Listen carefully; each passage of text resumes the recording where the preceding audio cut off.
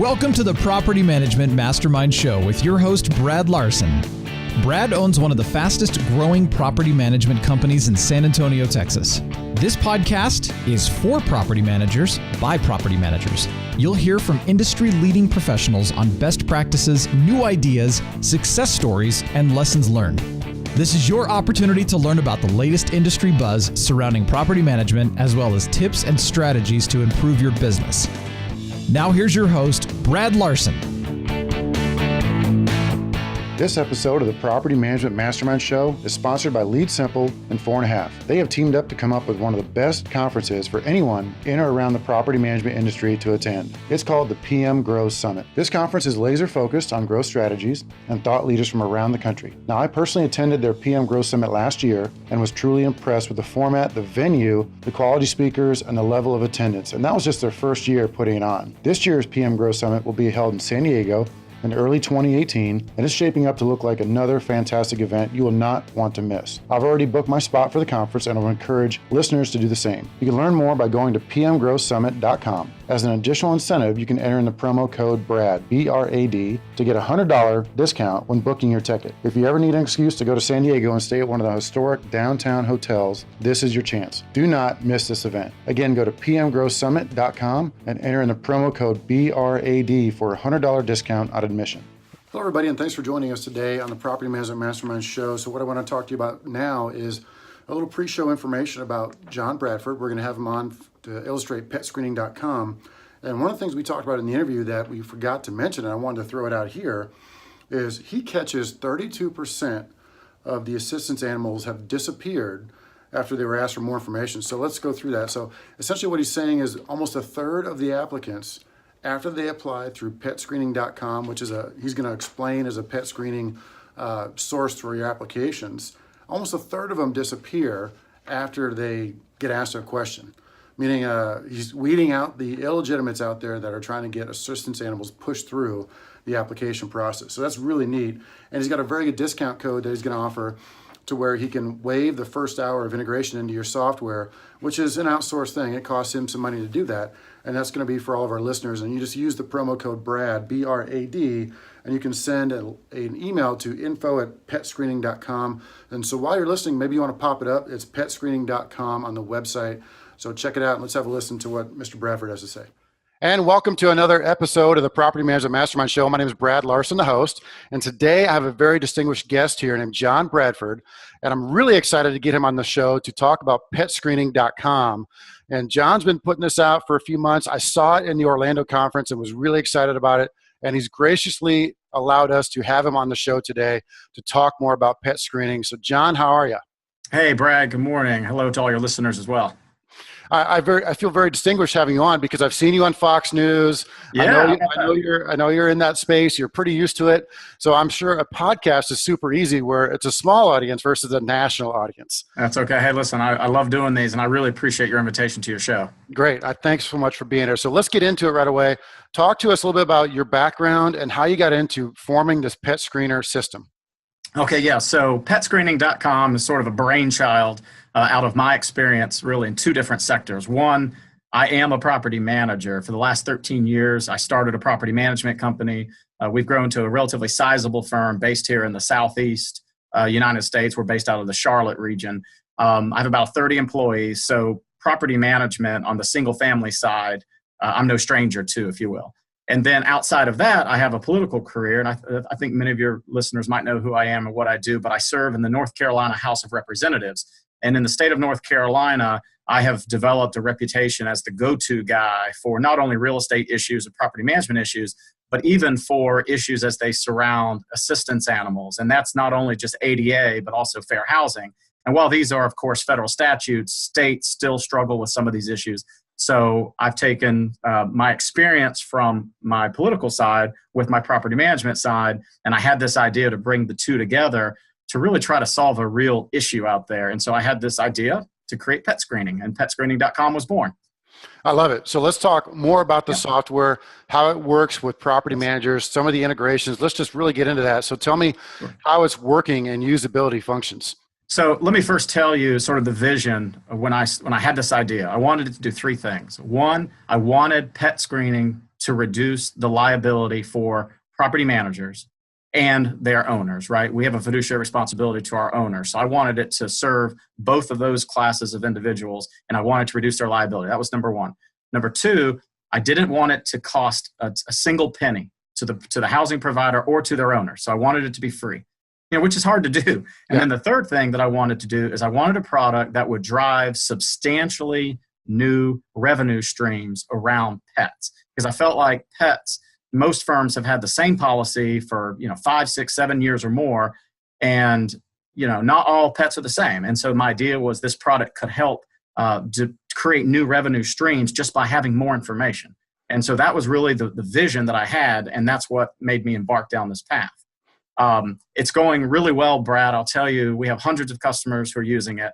This is not exclusive to what you and I do in single family. This product works across the entire housing industry spectrum. So it's single family, it's multifamily, it's vacation housing, it's student housing, it's retirement housing. Any third-party housing provider, Brad, if they are providing a house, a roof to somebody else, chances are they're dealing with pets and they're dealing with assistance animals. And our product, what we do is we screen both of those classifications. For household pets, Brad, we actually, not only do we collect all the common sense information you would on a pet, pictures, shot records, verification of shot records, the breed of the animal, the sex, there's a lot of common sense stuff that we get, but we actually go deeper than that. We start getting information about the pet owner's care of the pet, because the pet owner is almost as guilty as the pet themselves. It's almost like children. Children, if they're well disciplined, they're probably going to be good at a restaurant. If they're not, they're going to be wild. Same thing with pets, right? Pets are a function of how their owners raise them. So we really dig into the data set around pet owners and their care of the pet, as well as the general statistics of the pet. And what we do is we basically, almost similar to a credit score, Brad, for people, we give a pet score for the pet.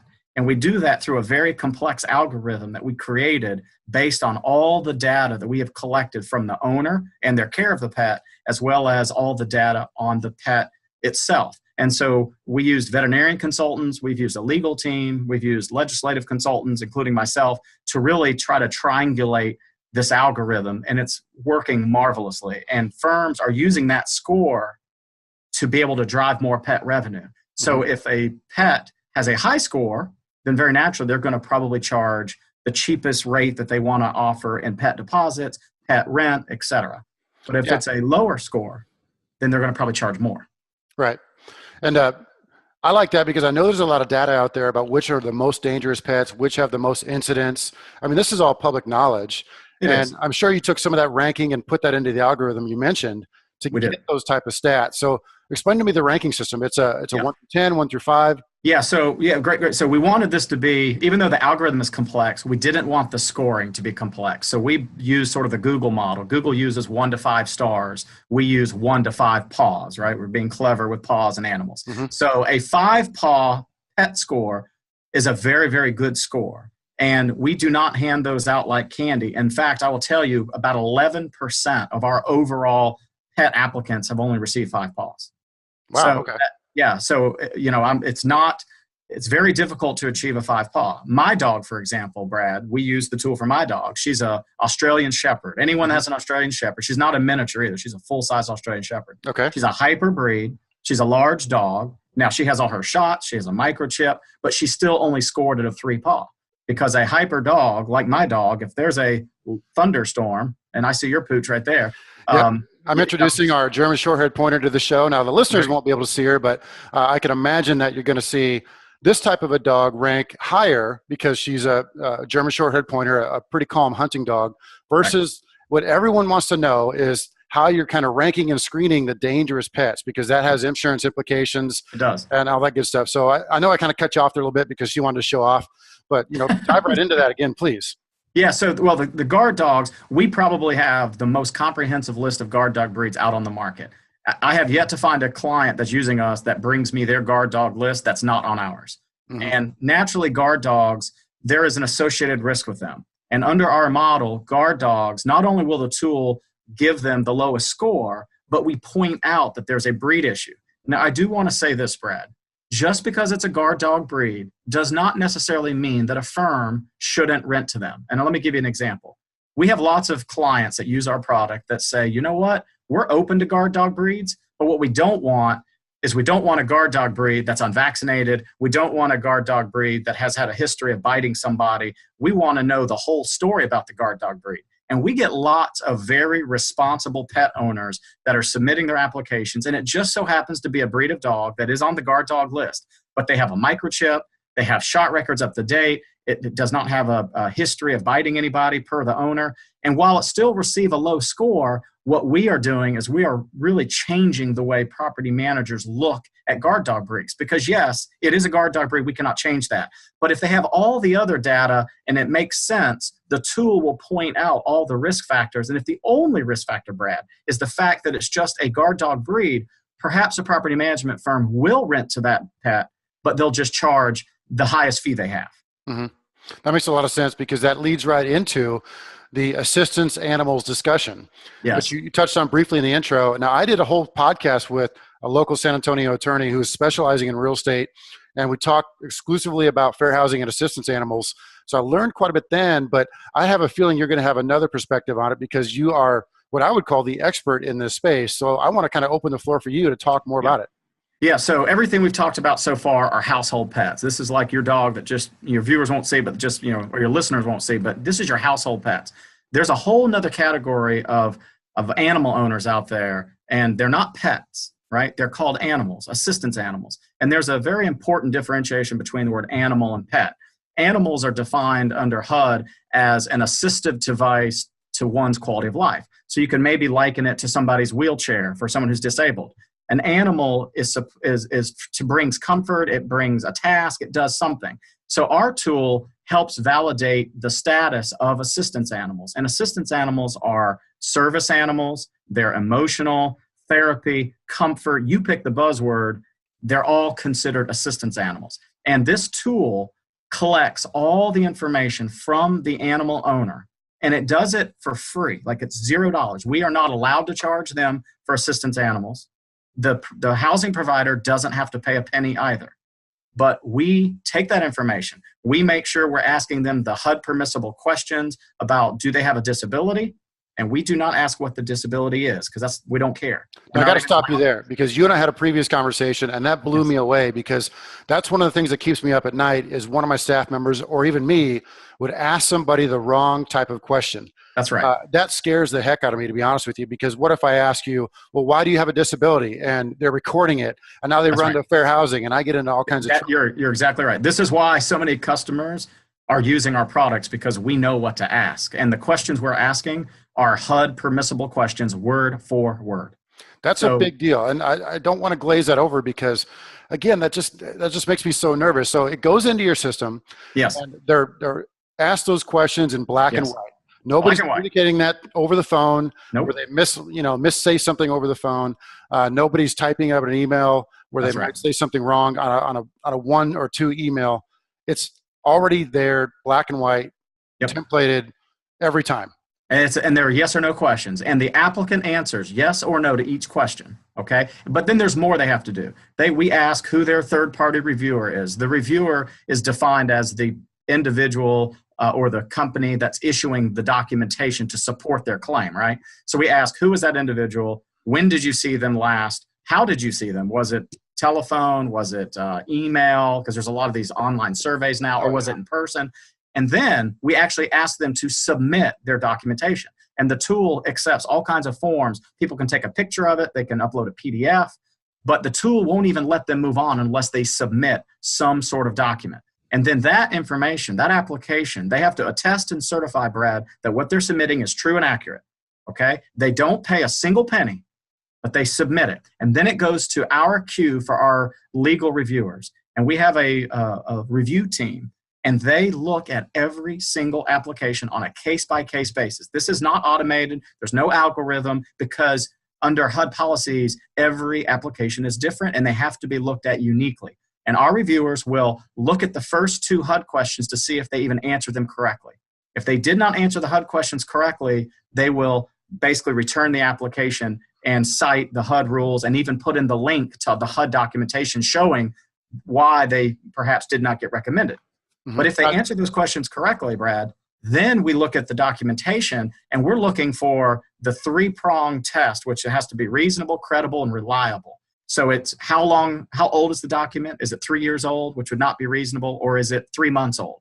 We even reach out to the reviewer via email, telephone to validate that this clinic really did issue the letter. And we'll make several attempts. And then when we're done, if it's legitimate based on our opinion, then we recommend it. And the housing provider doesn't have to do anything. We do all the heavy lifting. Couple curveballs for you. I mean, really, I'm just thinking of stuff off the top of my head. Please, go ahead. What if somebody comes midstream, mid-lease agreement, and says, I have this new assistance animal that I want permission to bring into the property? My attorney has said that any reasonable request, whether it's verbal or in writing. So this is 2 curveballs. So 1, they come to you mid-lease, and 2, they just want to talk to somebody about getting permission. Is that something that you guys could handle or work with us on? We handle it already. I can't tell you the number of firms that have come to us and said, hey, we found an unauthorized pet in the property, and now they're telling us it's a companion animal. And so what the provider does, and we'll pick on your company, you would say, you know what, Mr. or Miss Tenant, you say you have an animal here, an assistance animal. You go to petscreening.com. Here's the link to do that because I do want to make sure we talk about every company gets their own unique pet screening link. It's how we keep your application separate than my company's applications or another company's applications, right? But you, Brad, will always give the same exact pet screening unique link to anyone that owns a pet or an assistance animal. It's the same link. And all you do is tell that applicant, well, you know what? Go to this link and you need to fill out an assistance animal application and we will wait on those results. So we then take the application, we do our normal process, and if we recommend it, then because they used your link, you will get notified that it was recommended. So yes, we handle that all the time. That's really neat because I think that's a big worry for everybody is the things that come up in midstream. The application side, so let's dig into that because unless you got a couple other things to talk about, I really want to go into the platform side of the application because this is something you and I've had several conversations on, and I want to bring the audience into it. Is you're able to work across all platforms that give you the opportunity to work with you. And even the ones that are closed, and I'm not going to name names, but the ones that are closed platforms, you even have excellent workarounds for that. We do. So feel free to go through all this and you can drop names and softwares. Everybody knows. Yeah, sure. Yeah, I mean, we're not trying to sell anybody. I think the first point I would make is we have yet to find a housing provider that has come to us and says they want to use our tool, that we haven't been able to figure out a way to work together. So we always have a way to figure this out. There are some providers out there, not housing providers, but like screening companies, for example, that have been more open to trying to work together. So there's a handful, and I'm not promoting any of these, but I think it's important. AccuTrack, Rent Screener, Resident Research. We've been able to work with folks that are using Appfolio, Propertyware. I mean, we've been able to work with them all, but there's a handful that are even asking us to let's go deeper. ShowMojo's one that just did an integration with us. And Tenant Turner's coming up. Yeah, Tenant Turner has committed that they want to do that in the new year because they already have customers and they're doing pre-screening and these customers have pets and they want to be able to integrate with us. So from Tenant Turner to ShowMojo to Rent Screener, we just haven't found one that we haven't been able to integrate with. So even the ones on the closed platform side, you just kind of go on the tail end, correct? Exactly. So, I mean, Appfolio is usually a closed environment, but we have lots of Appfolio users. But what they're doing is they're taking that unique pet screening link that we issue them, and they're just adding that to the instructions of the application, which is customizable. But then they're also putting it on their website, and they're also having their property managers keep a close eye on anyone that says they have a pet to make sure they've actually used the tool. So there might be a little bit of work to do there, but not a whole lot, and it's still a lot less than what you're doing now. Mm-hmm. And it's fully documented in assistance animal and all this fair housing compliant. I mean, I can't tell you the number of times I hear, John, this is too good to be true. And I'm like, well, it is a product where everybody wins because the housing provider wins because I take this headache completely off your plate. We're doing more diligence on household pets and you're going to get a score back. And it's important to know, Brad, that the scoring for household pets is only for the housing provider's eyes only. The pet owner doesn't even know they're being scored. So that scoring is for the housing provider to use however they want. So we're going to do that for free because our revenue is generated by the pet owner. We charge an application fee for every single pet that comes through the tool. And it's a very nominal fee. It's $20 for the first pet. And if they have an additional pet, it's $15. That's where we make our revenue. And in order to use our product, we need all your pet business, and we'll get your assistance animal business, because we don't make anything on assistance animals. Yeah, so you can't charge at all, correct? We can't. And so we have some people that say, well, John, I only want to use you for assistance animals. The reality is we can't just help you, because we got to have all your pet business, because it's the only way we make revenue. But you know what? The pet owners, Brad, they get something in return, because these applications are portable. So I'm going to pick on you. I just saw your dog. And I know you're in the property management business, but let's say for a moment you weren't. If you were going to rent an apartment somewhere and they said, you know what, Brad, we need to see your pet profile, and they sent you a pet screening. Yes, you'll pay $20. You'll go through the tool. The housing provider will get your score about your dog. You won't even know your dog scored, but that's really irrelevant, because what you are going to get as that pet owner is you're going to get a responsible pet management dashboard that has your dog's pictures, shot records, microchip, all this at your fingertips. And if you, Brad, are a guy that likes to go camping, and the campground says, yeah, we're pet friendly, we'll take your pointer, but we want to see a copy of your rabies certificate. All you have to do is log into the tool as the pet owner, and you can forward your pet profile to that campground with a click of one button and their email address. So you can use this product for dog groomers, dog walkers, your veterinarian, campgrounds, vacation properties. If you're going to go to the beach for a weekend. So they're going to get something in return. So it's not like it's a wasted $20, because responsible pet owners, they're digging this product. Yeah, I like that, because every time we have to board Daisy, if we go on a vacation, Yes. They always want to see a copy of the shot records, which is no problem, but I have to have a hard copy. That's right. For last vacation, I had to call the vet. The vet had to email it to me. I had to hand deliver it to the border. So it's just kind of like, it'd be great to be one step and go. Now, here's the devious side of me asking a question. Sure. At the end of the lease agreement, is there any place to leave feedback on what that pet was in the home? Question mark. Yeah, so great. Yeah, I'm glad you asked that question. So we have created the first national database of two things, what we call incident reporting: pet bites and property damage. If a pet that is in one of your properties, including an assistance animal, by the way, because you can report information on them. If, let's say, 6 months into the lease, one of your pet owners, it gets reported that that pet bit a neighbor, and you research it and it's legitimate and it really happened, you can go find that pet's profile as the property manager, and you can log in an incident for the pet bite, describe what happened, and it's very similar to a background check on a human, but now that information will follow that pet and that pet owner for the history of the product, okay? And let's take a property damage incident. Let's say at the end of a lease, they move out, and it was a cat, and your team walks in and you smell cat urine everywhere. Well, we all know with cat urine, you just can't replace the carpet. You have to replace the carpet and the pad, right? Right. So sometimes the flooring too. And sometimes the flooring. Same thing. You can log into that cat profile, report a property damage incident, describe what happened, even put in how much it cost, and submit it. And now that pet profile, if it ever gets used for another housing provider, that data will be there as an indicator that, hey, there was an issue. So yes, you can use this tool to report bites, property damage, and we're actually going to be adding an unauthorized pet incident, which means if you find an unauthorized pet, you can go ahead and tell them to use the system, but once they're in, you can log back in and say, oh, by the way, we had to force this person to use this system.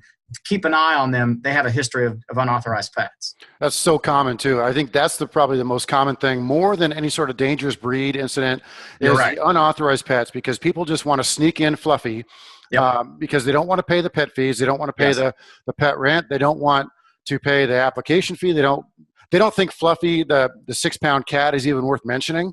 You're right. You're right. You know, all those reasons. And here's a great example. You know, let's just do a January to December lease. Let's say on January 1st, an owner moves in with a 14-year-old black lab. Let's say come June, that black lab passes away, right?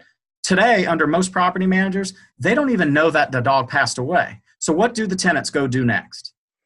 They probably get another pet. They get a puppy. They go get a black lab puppy. And you know what? They don't tell the property manager, because in their minds, they're going, well, it was a dog. This is still a dog. It's only one dog. I have a deposit already paid. Therefore, we're going to just keep it and not even tell you. Here's the problem with with what we do for a living, housing providers. The puppy presents a whole different set of risks than the 14-year-old dog. Oh, yeah. The puppy is going to chew on moldings around the door. They're going to pee everywhere. And yes, I love puppies, don't get me wrong. But our tool, when they go through it the first time with the 14-year-old lab in this example, one of the questions they have to answer yes to is that they understand and agree that if something happens to their dog, whether it runs away, it passes away, they give it away for adoption, that they will notify the housing provider within 30 days. period. And they have to say yes or no. And then we have another question that they have to say yes or no to that says, in the event I get any other pet, I have to get advanced permission in writing from my manager.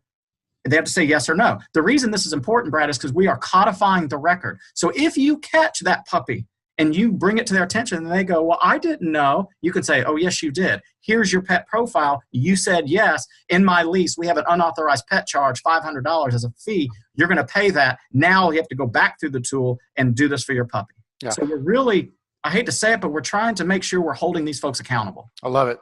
I'm going to ask you a slanted question. Yeah. What kind of feedback have you been getting from the applicants and the tenants? You know, I'll tell you, good, great, excellent. I had an assistance animal owner that literally just sent me an email, said, I have never heard of your product, but I absolutely love it. And I said, well, tell me why you love it. And she's like, I felt more comfortable dealing with you and your product than I did with just some property manager working at a random apartment community. She says, I feel like my information is safe. And I told her, well, it is safe because under our tool, your medical documentation that you submitted to us is stored on HIPAA compliant servers. And it just isn't laying around a property manager's office. That's another value benefit to the property manager. Great point. So let's assume I'm an applicant for a minute and I got some PTSD going on. Yes. And I'm very ashamed about it. Let's say I'm really ashamed about whatever my disability is.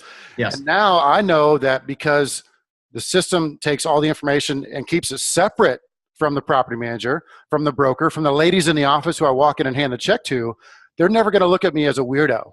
That's exactly right. And I will tell you, people do anyway, but at least those folks won't. No, and that's an important distinction because let me tell you something, Brad. Every housing provider can elect to give different users within their organization different access. A firm can choose to have one admin that actually can get to that medical record, for example. But then they can turn that feature off for all their other property managers. So we do make sure that that documentation can be seen by at least one person in the organization because it is your firm and it's your ability to see it. But what's important is it's just not a PDF sitting around that you've uploaded into PropertyWare or into AppFolio or Buildium, or it's in the file. It's actually protected in pet screening and you can see it at any time if you're the admin. But we're trying to save property managers from themselves, right? That's really what we're trying to do. Because let me tell you something, if an employee reads that PTSD example and then they go to a holiday party and see that person and they whisper, that guy has PTSD, and they find out it comes back to your firm, you're in hot water. I love it because we start talking fair housing.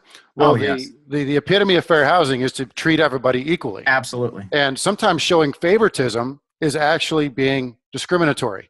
No, you're right. I've always had a bugaboo with the military discount. You know, you give a military discount to where people are dual military or just one person's in the military. You give them an application discount where you're actually showing them favoritism, which I agree with. I'm prior military, but everybody else is not. You're discriminating against them.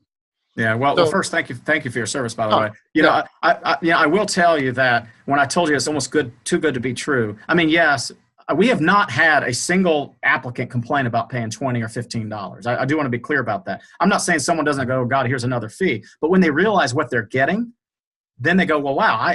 Most pet owners, Brad, they love their pets like children. They go on vacation. They go to a pet groomer. A pet groomer won't even shave your dog until they know that dog has a vaccination. Well, if you had this tool, you could forward your pet groomer your pet profile with literally a click of a mouse and put in an email address, and you're done. So pet owners get a lot of value here, but I want to share with your listeners, not only is this tool free, and I mean free to the property or housing providers. There's no software because it's all done in the cloud. There's no contract. It works on mobile devices, okay? But we actually do a revenue share back with property management firms or with housing providers. So for every $20, Brad, that we collect in application fees, we're going to give $3 back to the housing provider. For every $15 that we collect, which would be on the second pet, third pet, fourth pet, we provide $2 back to the housing provider. Now, I call that office fund money because your team works hard. You might even take that money and throw a party for all your, if you're an apartment community, you might throw a pet party for all your pet owners and have like a company come in and wash everybody. They have these mobile stations. We're seeing people use that money in different ways. But every quarter, our company sends a rebate check back to every housing provider based on the revenue rebate that they receive. And it's money to be used for fun any way you want. And that doesn't even talk about the money that you're going to generate in new revenue by using the scoring to drive pet fees and pet rent based on the factors from the tool, because the factors are about risk. And if you know more about a pet and the pet owner, then why shouldn't you charge more? And the answer is you should, and you can, and you will, and the owners will pay it. Yeah, and most pet owners are happy to pay that because they understand that. I mean, how many times have you heard of people spending thousands of dollars on a 15-year-old cat? That's exactly right. Well, you're right. And you know what? Let's talk about 15-year-old cats. One of the questions is let's say Fluffy the cat. We ask, is Fluffy the cat vaccinated?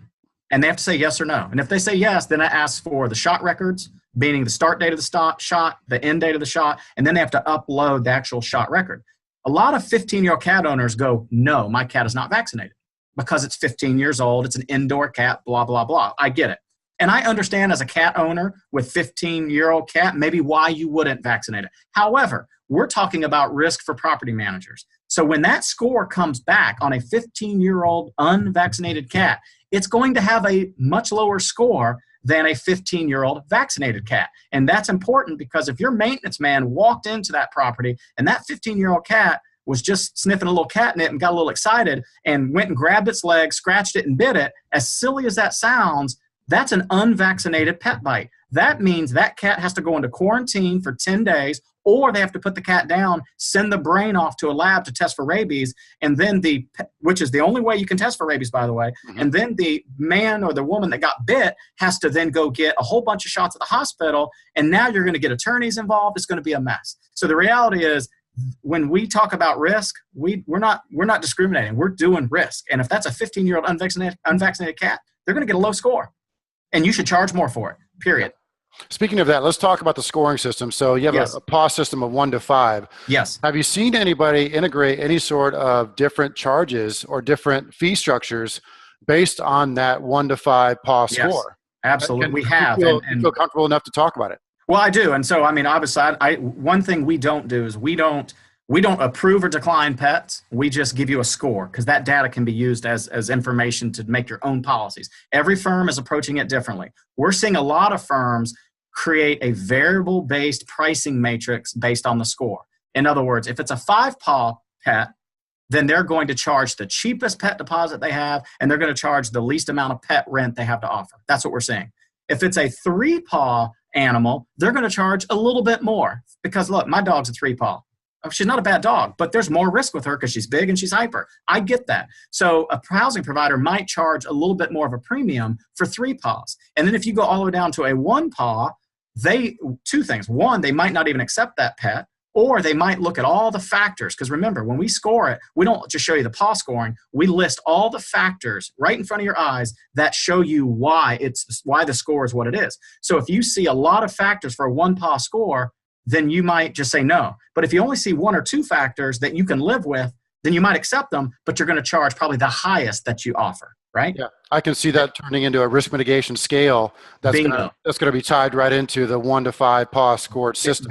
Absolutely. And the scoring is instantaneous. So if somebody got a lower score, keep in mind, the pet owner doesn't even know they're being scored. So what housing providers will say is, hey, Mr. Pet Owner, I noticed you didn't upload your shot records or your vet record. Right now, I'm going to charge you this, but if you go upload that information, I might be able to charge you less. That pet owner could then log into the system, upload their shot records, fill in the vet information because they were lazy to do it the first time, and the score will instantaneously recalculate. Now maybe they went from a 2-paw to a 3-paw.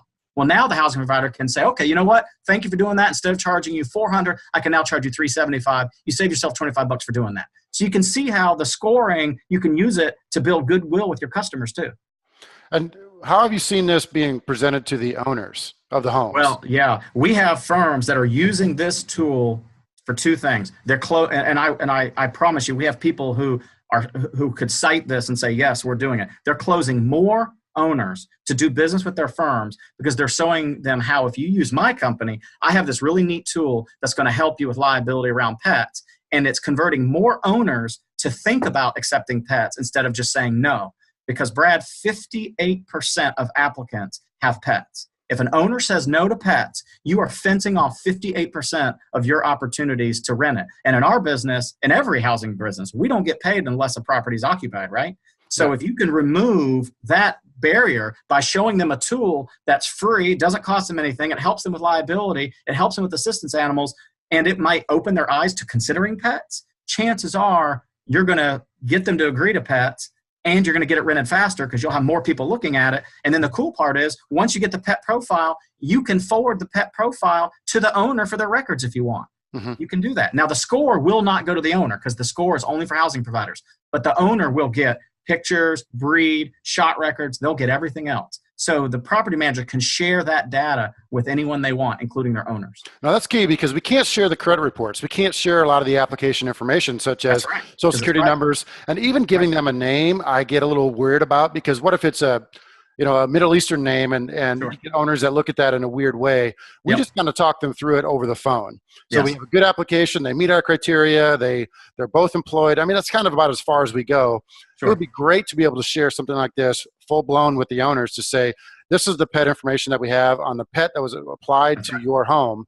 And they can see everything that basically we see. And we mask all the only tenant personal information we ever collect is their name, email, and phone number. And when you share it with a third party, all that's masked, so they don't see that. But they will see the dog's name or the cat's name. They'll see the photos, shot records.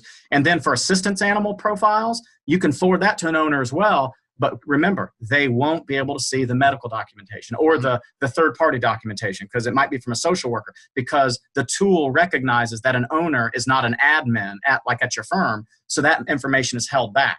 So, and that's for their protection too, by the way. So we really have thought this through. And imagine you sending a maintenance guy out to one of your properties for a 6-month inspection. Your property managers can forward the pet profile digital link to that inspector. And when they get on site, they can click the link. And while they're doing their inspection, they can validate, they can get the pet photos and see if that dog matches that dog. Yeah, because some real data at their fingertips. Some places do animal inspections on an annual basis, and they charge for it. And I think that's a great way to validate that charge, is using this type of system. That's right. So, to give you some deeper down, and because the audience is, that we get to put ourselves in front of, they always want to know what I'm using or what we're using in the industry. Now, we're using Rent Screener, and that's the property manager website tool, and I really like the Rent Screener platform. Now, I understand you're in discussions with them to even integrate that even better. We are. To make it kind of more of a seamless A to Z solution. Is that correct? Yeah, so Rent Screener, we already have a simple integration with them, which is working great, but they wanted to see if we would be willing to do what I'd call super integration. And so we're willing to do that, and we've already said that we're going to. The smart guys are talking, if you will, the tech guys. And so I believe that probably by, I would say, middle of February, for all your Rent Screener users, they can already use the product. They just go into a section of the tool, click on pet screening, and then you can add your unique link. That's already done. But there's going to be a greater integration, which means that the pet screening product will be working hand in hand with Rent Screener. And in fact, Rent Screener will be collecting all the fees, and then they'll send us our fee versus Rent Screener's collecting theirs, us collecting ours. It's just trying to make it one less complicated step for the tenant or the applicant. Yeah, that's one of the things I beat you up on pretty good. I was going to say, you're the guy that kind of drove that discussion. We appreciate it. Sorry to put the work on your plate, but that's one of the things I wanted. Listen, the good news is we're getting a lot of neat looks from a lot of different folks that want to use it because their customers are wanting it. Right? Yeah, and you have plans to integrate with almost all the platforms in some sort of super integration format.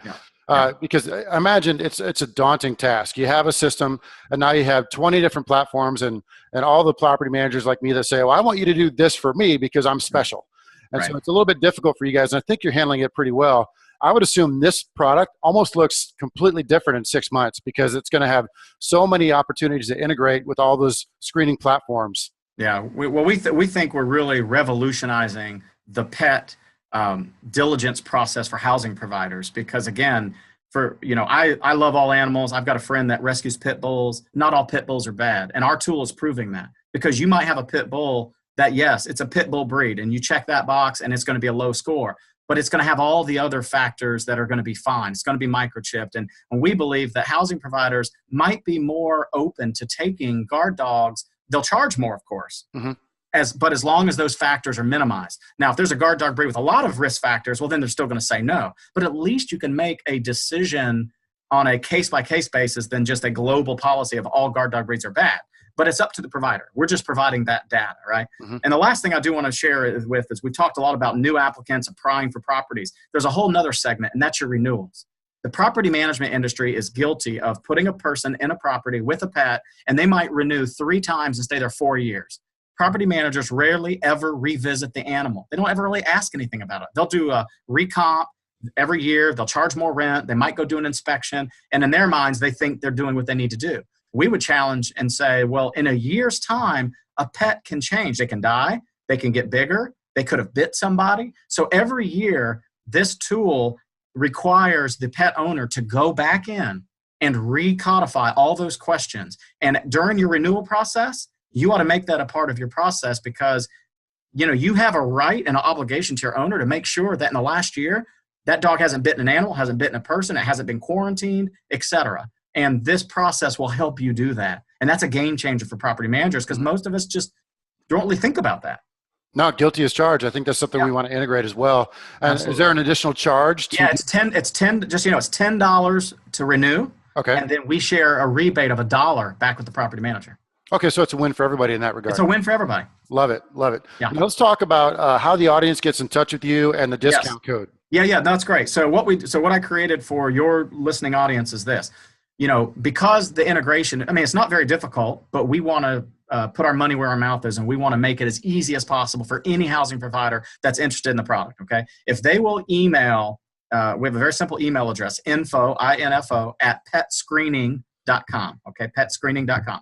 If they email us, and in this subject line, if they just put in the word Brad, right? That's you, but let's put in the word Brad. And if they just email us and say, I'm interested in learning more, we will reach out to them, okay? And not only will we reach out to them, but once they tell us that they want to use the product, we will pay for the first, and you're only going to need an hour or less anyway, but we will pay for the consulting integration with an IT company to make sure that we get this thing optimized for your organization. And that call could be 15 minutes, it may be 45 minutes, but I will pay for the first hour. And Brad, we've never had anybody go over an hour. That's how easy it is. Because you're paying a third party, correct? Yeah, it's not me. Let me be clear. This is really a third party consulting technical company who will do this. So it's real money that we're spending. I don't mind spending the $300, because the reality is once it's integrated, we'll get that money back over time, but I want to make sure it's done right. And all they have to do is email us info@petscreening.com, put in the word Brad, and we will be all over it. That's awesome. And then we're going to be able to add your, you have a reseller link that we can put onto our website, correct? Yes. Yeah. I have a link just for you that you can put wherever you want. And if your listeners are interested, they click on that link and they register there. And then the same offer would apply. They would just need to make sure they mention it to us, that they heard the show. No sweat there. Yeah, this has been a fantastic episode. I really learned a lot. And I think this has been, let me give you an example. So last week we had a small symposium of property managers in my office from the San Antonio local area. And the buzz on the street right now among property management companies is this is the coolest thing since sliced bread. Yeah. And so I'm really excited to be able to get you on the show to talk about it, because I think a lot of people want to know about it. Now, your next appearance, are you going to be at the PM Grow Summit? So yes, I'm speaking at the PM Grow Summit. Now I'm actually going to be talking about political stuff. They've asked me to talk about sort of the tax reform coming out of Washington, which I feel like I'm a good authority to talk about that as a small business owner too. But I will have our pet screening will be there. We'll have a booth. I'm also going to be, I know you're in Texas. I'm presenting at Texas Style a class on managing risks with pets and assistance animals, and we'll have a booth there as well. We're easy to track down. We're onto something special here, Brad. It's amazing the attention we're getting. We love it, and I am just delighted that this is helping so many firms. I can't tell you how many times we hear people say, this is amazing, we love it, it's Pets for Dummies, and that makes me very happy. Yeah, it's definitely, you got a need that is there, and you guys are filling it. I'm very excited to see it. So, excellent episode. I really appreciate your time here. Any last minute comments for the audience? No, I would just say, hey, thank you for, property management is one of the hardest jobs that are out there. Appreciate your service to our communities for doing it. We're here to help you. Brad, thank you for your leadership in the industry, and we'll see you guys sometime soon, and we're here to help you. Thanks, John. We'll see you soon. To see a complete list of the offered discounts for products and services, visit my website at propertymanagementmastermind.com. These offers include discounts from the PM Grow Summit, website production through Property Manager's website, discounts on showing services from Tenant Turner, and many more coming all the time. Be sure to use the discount code BRAD, B-R-A-D. Check it out. This has been a podcast episode by PropertyManagementProductions.com. Be sure to subscribe to our podcast, leave us feedback, and come back for our next episode.